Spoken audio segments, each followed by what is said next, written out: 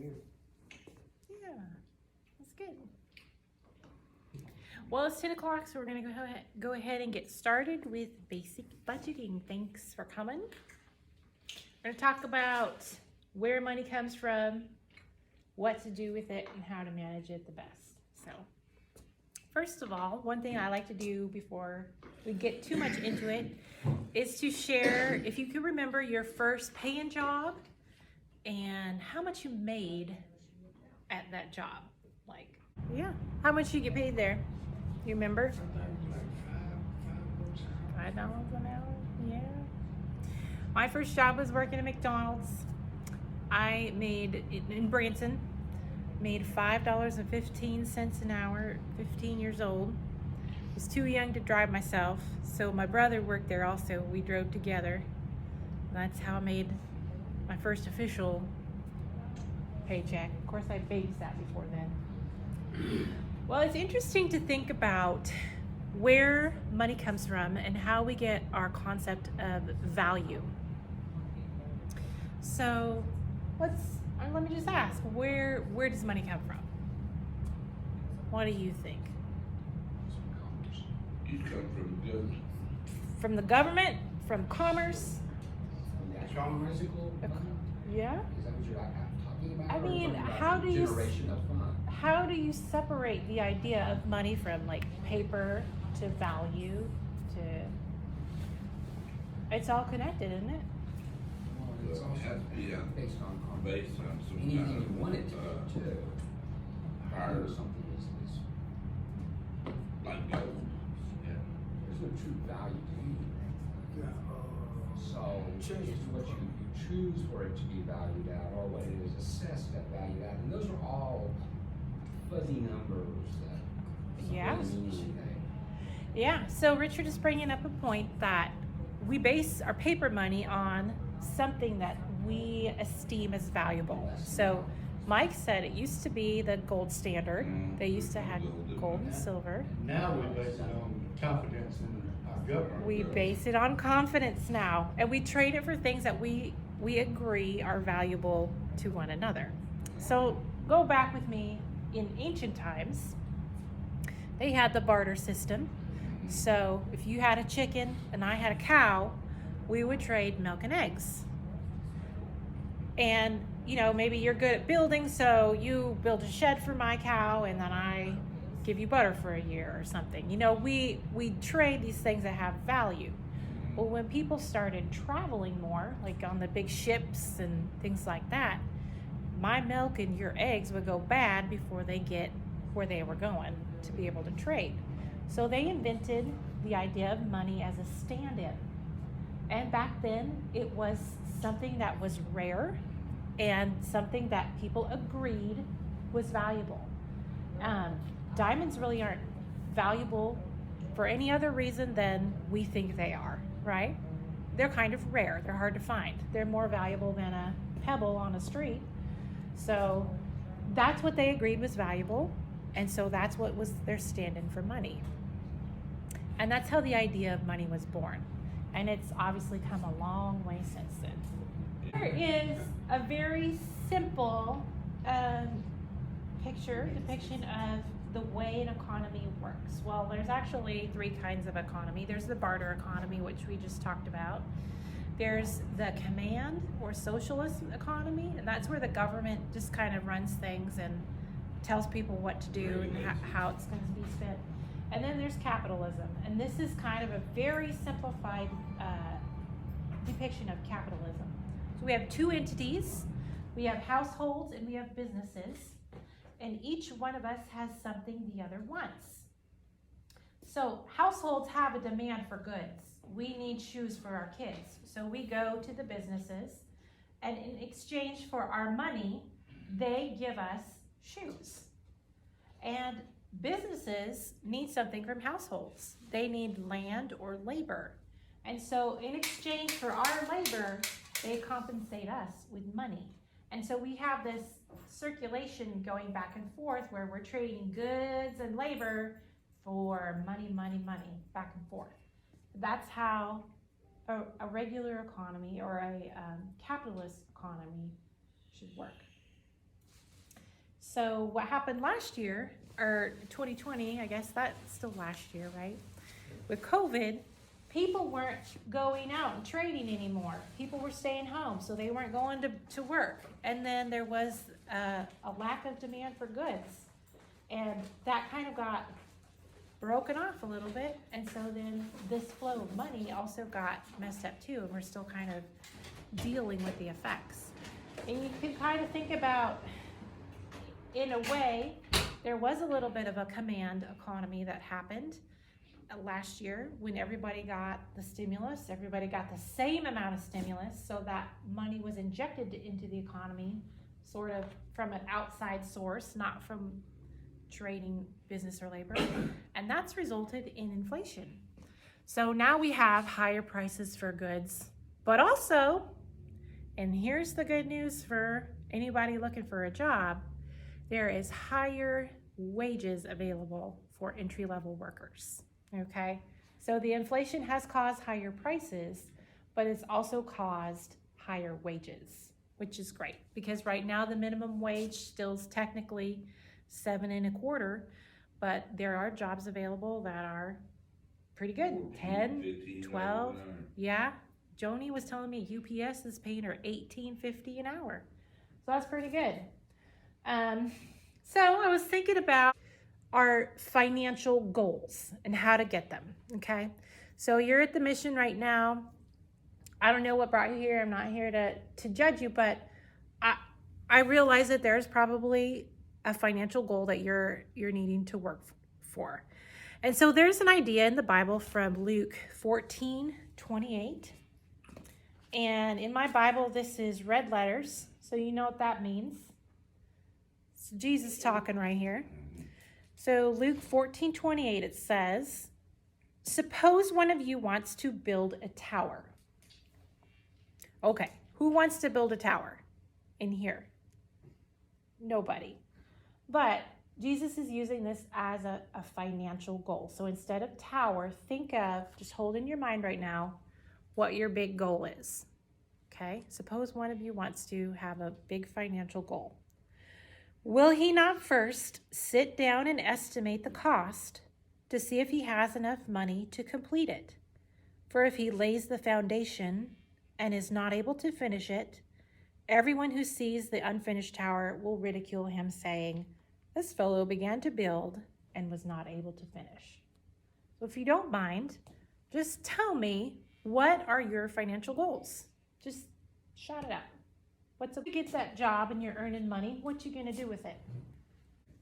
Sure. But stability, so I've got a regular income, That's good. whether it be Social Security or some other retirement I have from Nortel or some of that. Okay. I'm gonna just keep going around the circle. Stephen, you just got here, so, but So money get your own place. get your own place. How about you, James? I have a short-term goal of saving $10,000 in the next 6 months. Okay. I'll know more next week whether or not that's going to be possible or not. What you gonna do with it? Plus the- You just gonna save it? No, I'm buying a trailer for how much? Okay. Like an RV? Yes. All right. There, that'd be your own place. That's an excellent. How about you, Mike? Get a job, buy another house. Get your own place. How about you, Jen? I'll have to pay back the people that I owe, so Okay. whatever finances I. Well, just plug that into this verse. Suppose one of you wants to buy a trailer. Will you not first sit down and estimate the cost to see if you have enough money? Of course you will. You're not going to put a down payment down and then not be able to pay the monthly, right? We Or- also have to factor in like, Insurance. little things like, yes, Yeah. insurance and deposits for like Right. electricity, water. Yeah, that this is all going into it. If you're going to get your own place, you got to either have a down payment or a deposit of some kind. And so you got to sit down and figure it out, because what if you move into your place and you don't have a mattress to sleep on? Right. So you got to sit down and estimate the cost. Yes, ma'am. While you're here at the mission, this is a perfect time to work and save. So there's this guy. His name is Dave Ramsey. He's on the radio and he's written a bunch of books. but in his younger life, he was a businessman, earned a bunch of money and lost it all, and had to declare bankruptcy. And then he figured out where he went wrong and how to never do that again, and shared his wisdom with the world in these books.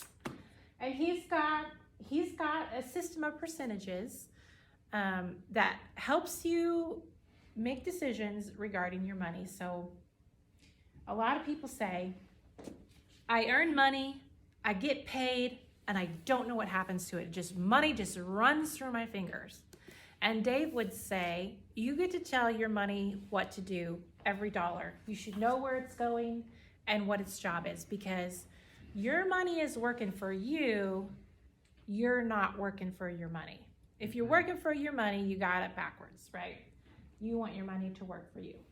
So I've got this.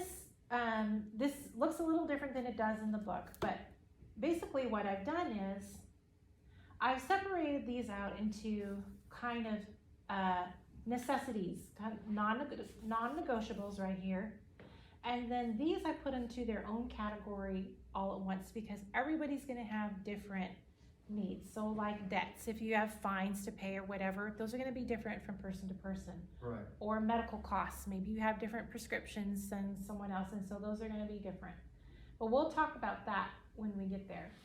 But these categories right here, so if you have a job right now, you don't have to pay housing while you're at GRM.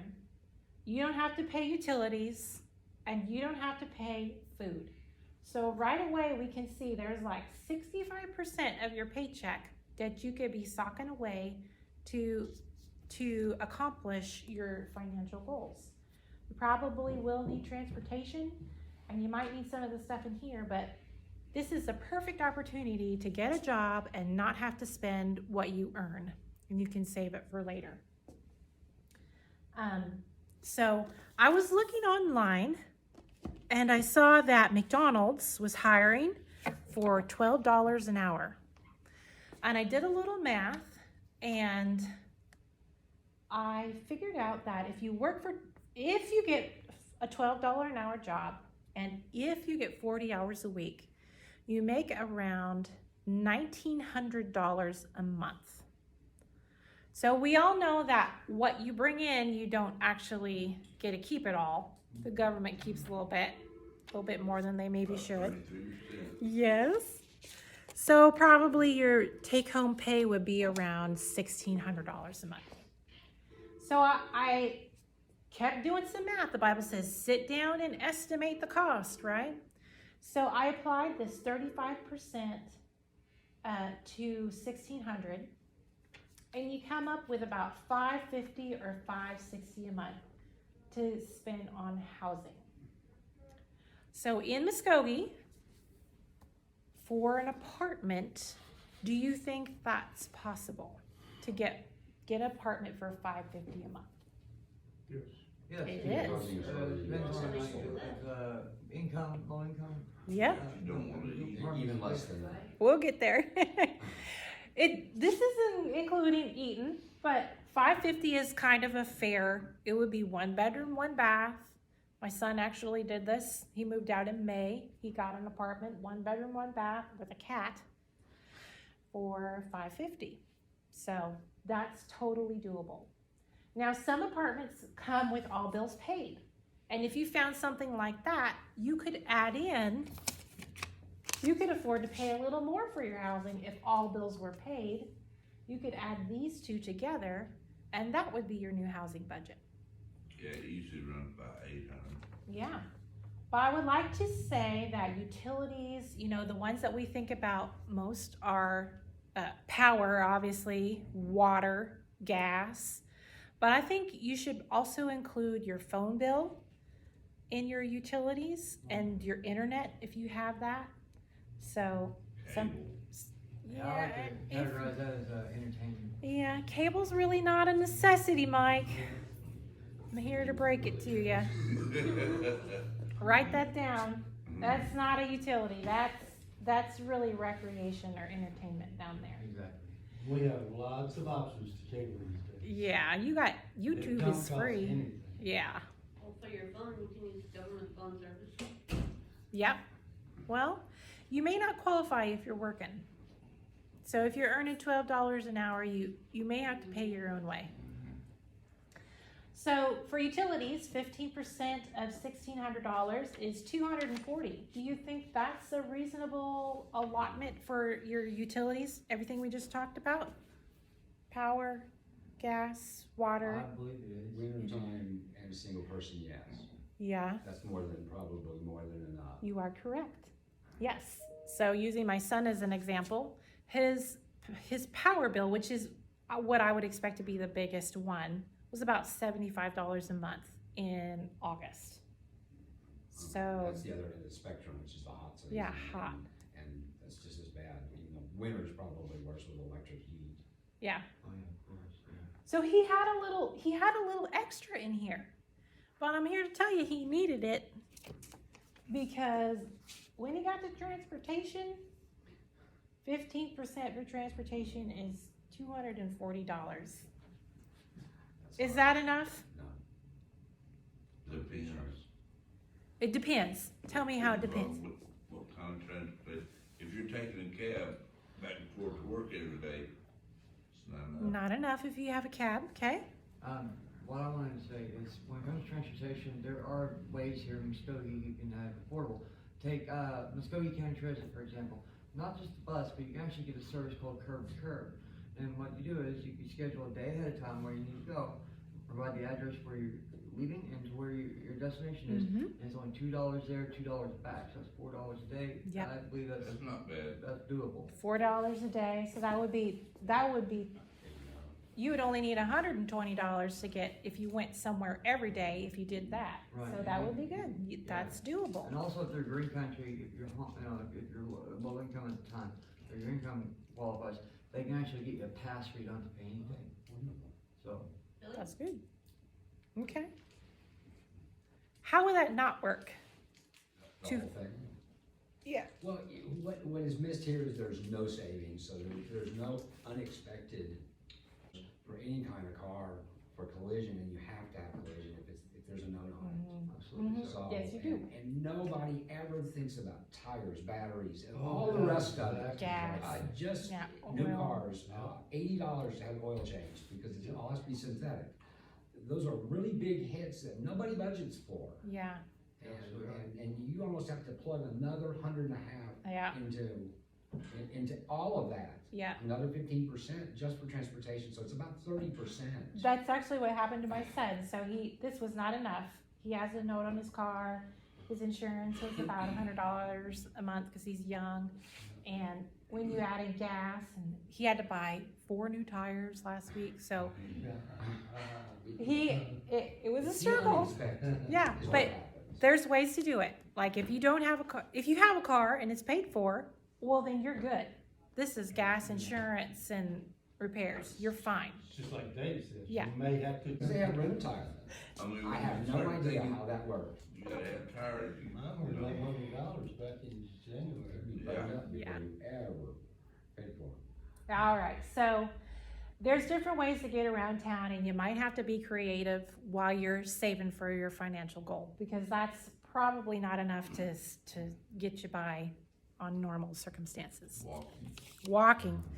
I mean, that works, but like this is Oklahoma, so let's pretend you're working at McDonald's, right? Yeah. And it's one of those days where it's thunderstorming and rain. If you show up looking like a drowned rat, is your boss gonna be like, work this shift? Or is he gonna be like, That's when you take a change of clothes. you would have to plan ahead. You'd have to get some clothes in a plastic bag and change in the bathroom and allow time. McDonald's, I think McDonald's Yeah. has required you to take a change of clothes. That's good. All right, so we're moving on to food. This is another necessity that you could be saving right now because you're at the mission. But normal times on $1,600 a month, if 15% is $240. So for a month, for one person, that's $8 a day. I was gonna say, ma'am, living on my own, I've been paying Yeah, so this budget is based on $1,600 a month. and they take $1 per dollar. Oh. It just disappears real quick.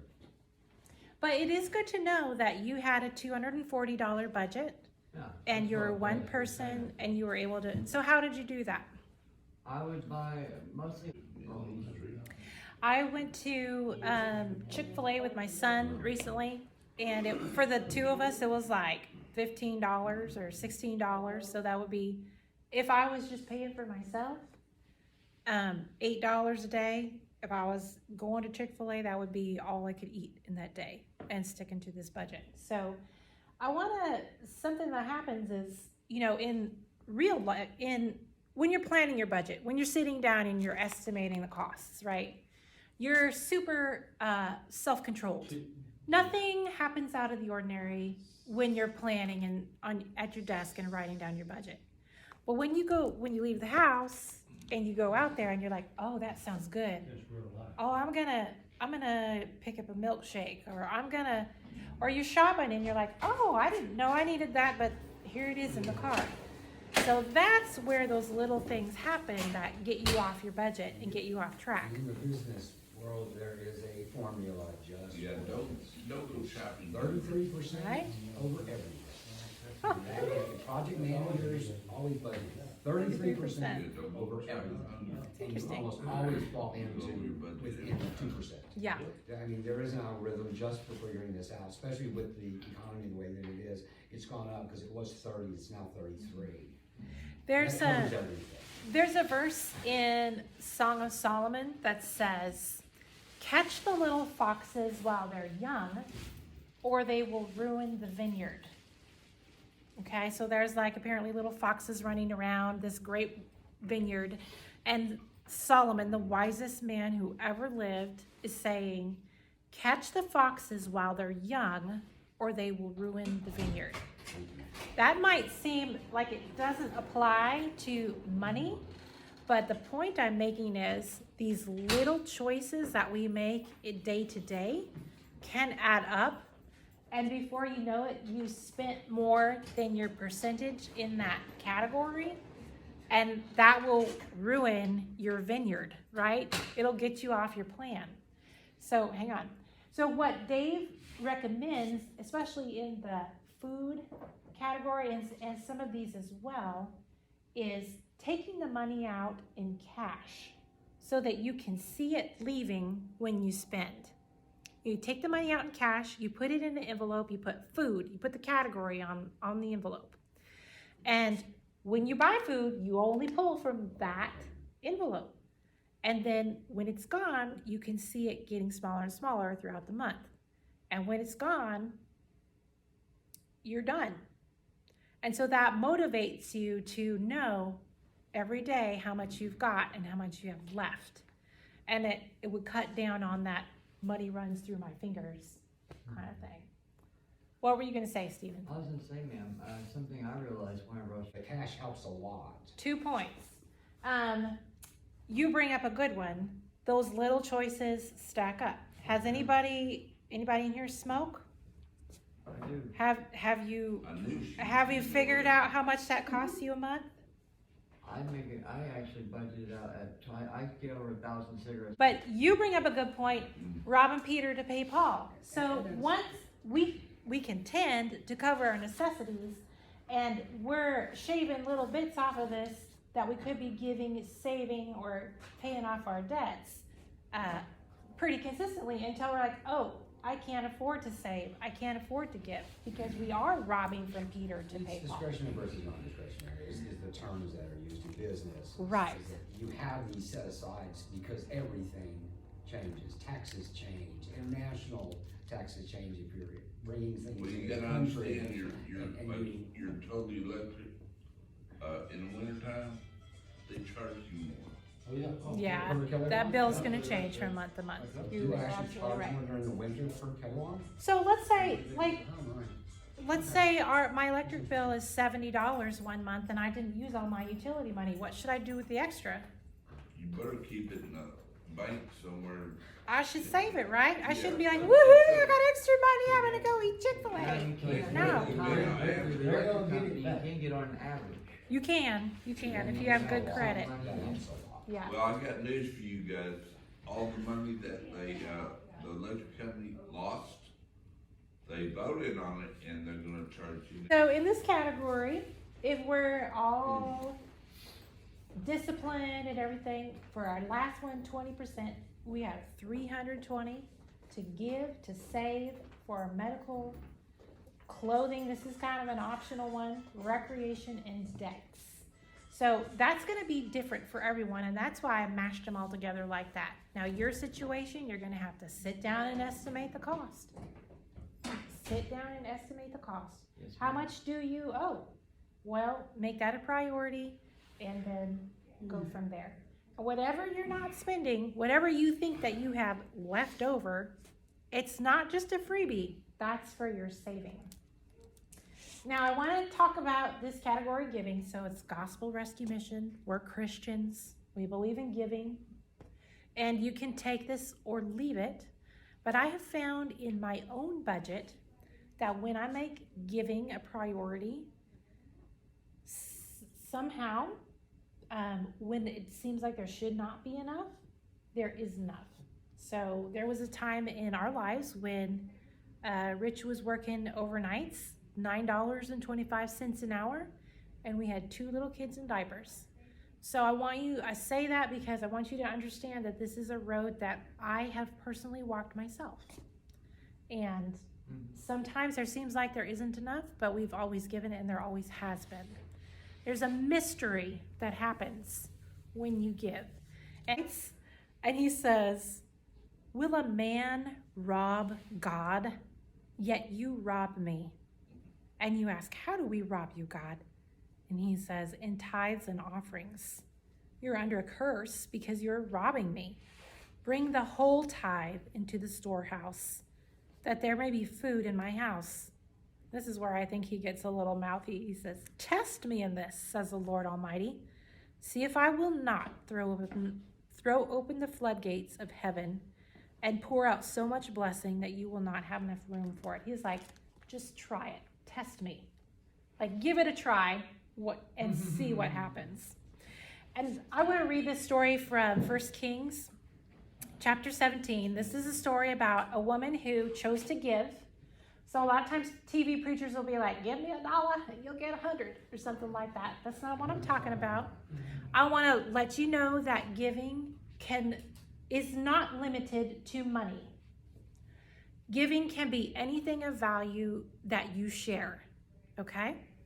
And so this woman was willing and eager to give. This comes from 1 Kings 17, starting in verse 7.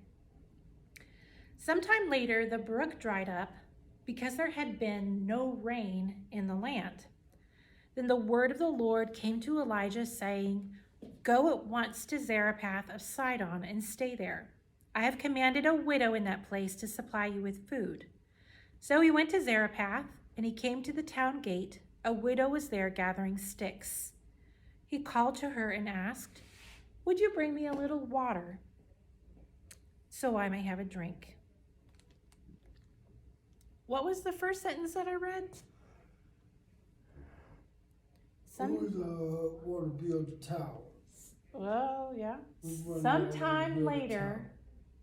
the brook dried up because there had been no rain in the land. And then he asked her for a drink of water. For water. So what is he really? He's asking for something rare and hard to find. And this is her response. She doesn't say anything, but this is what she does. As she was going to get it, she was willing to share. She was on her way to get it. Elijah also called, and bring me, please, a piece of bread. As surely as the Lord your God lives, she replied, I don't have any bread, only a handful of flour in a jar and a little oil in a jug. I'm gathering a few sticks to take home and make a meal for myself and my son, that we may eat it and die. She's saying, I'm willing to share my water with you, but I don't have any food. What I have, my son and I are going to eat, and that's our last meal. Elijah said to her, don't be afraid. Go home and do as you have said, But first, make a small cake of bread for me from what you have and bring it to me. And then make something for yourself and your son. For this is what the Lord, the God of Israel, says. The jar of flour will not be used up, and the jug of oil will not run dry until the day the Lord gives rain on the land. She went away and did as Elijah had told her. So there was food every day for Elijah and the woman and her family. For the jar of flour was not used up, and the jug of oil did not run dry, in keeping with the word of the Lord spoken by Elijah. This woman gave. She was willing to share what was rare and precious and valuable to her and her family, and God blessed her. That shouldn't have happened. That's what I'm saying. There's a mystery that happens when you give. She was willing to give, and she was provided for. And we would say that's a miracle. But you know, the Bible, that's not the only place something like that happens in the Bible. Yeah, the fish and the bread. Yeah, Right? Jesus did that a couple times. yeah. A couple different times. The wine at the wedding, Exactly. you know. Yeah. That was his mother's wedding. Well, she was in charge. She was telling Jesus what to do. That was her house. Was it? Dave's advice, then it is all gone because you told it all where to go. Right. I mean, it may Well, not be gone, but At least you know where it's at. it's in your savings account, so you're not spending it. You Right. gotta take it out, Right. move it, don't leave it. Don't leave it in there because otherwise you'll do something stupid with it. Oh, wow, I didn't even account for that. If it's in my back pocket, Yep. That's what my son said after he bought those 4 tires. He's like, now I'm broke. And I was like, but you paid your rent and you have new tires, Right. so you're good, right? You should be happy. Yeah. And would I was like, always- all your bills are paid. And he was like, oh, I never thought of it like that. I'm not broke. I paid all my bills. And he will get that way. Hopefully. Where he's happy that all of it's paid. Yeah. So, yeah. Anyway, how do we start doing this? How do we even begin? Well, the first thing is to write down what your income is and then write down your expenses. So Dave recommends taking a month, 30 days, carrying around a little notebook with you and writing down every time you spend money, every time you swipe the card, every time you buy a stick of gum or whatever, write it down. And then sit down with your budget and see, okay, is what I think I'm spending on food what I actually want to spend on food? And you can tell if your percentages are off when you sit down and you sort your expenses that way. What threw me off in that 30 days? Did I, $3 every time you swipe that card. right? Did I impulse buy something down here that I should have actually saved for? Or what broke that I had to dip into my savings in order to cover that cost?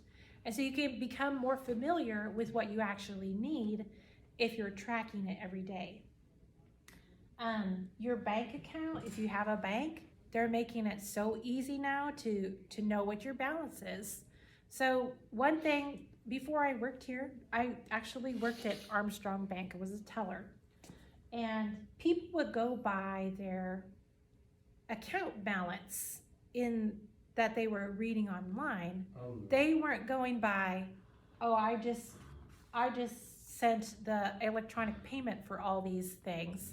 So maybe their car payment didn't post and they spent that money. So I would challenge you to like keep a ledger or a checkbook like your grandma used to do. Every time she wrote a check, she would stand there and write it down and take 5 minutes. Mine still does it. Yes. Yeah, It's sometimes adorable. it takes like 48 hours for the Yes. bank to- Yeah, for a purchase. on Even the- if you on swipe the a bill, card, yeah. they don't always hit even the next day. They can take a couple days to hit your bank. So you keep a record of what you think you have. The bank can think you have more, and that's fine. They can live in that confusion and disillusion, but It's called the whole. yeah, it's a hold. It's a hold. Yeah. Don't be spending money that you don't have because you're keeping track of it every single day. One thing that I found at the bank on Monday mornings, we would get people coming in angry with their hair on fire, saying, "What's this $300 charge I got over the weekend?" And they'd be like ready to fight. Well, when they signed up for the bank account, they agreed to what is very lovingly called overdraft protection. That means the bank won't bounce your check if you spend $35. $35. I'm telling you, you go to buy tacos, $35. You fill up your gas tank, $35. And before you know it, a whole weekend can pass and you can rack up a lot of bank If you're fees. gonna do an overdraft, Go draw every penny of it out. well, get $400 or $500 and live Pay- with it. Pay $135 charge. That's right. That's Well, what I you think, gotta but repay the overdraft too, but Dave would roll over if he heard you say that, so you didn't hear it from me. All right. Do you guys have any other questions or comments on budgeting? I hope I've inspired you to keep good track of your money and You did, ma'am. okay. Thank you. You got any other questions or comments? And I don't can have any. if I can leave you with one thing, save your money. Save your money while you're here. You're gonna need it when you're not here. You're gonna need it. So save as much as you can while you're here. Some people say you probably need at least $1,500 saved before you leave the mission, yeah, so that double you it can if you can. Oh, yeah. never need us again. Like, we're here for you, but we want you to succeed. And the economy's still going up, so you need to think a little Well, higher. hopefully by March we'll have that. Inflation ain't done yet. I love it. It ain't paper.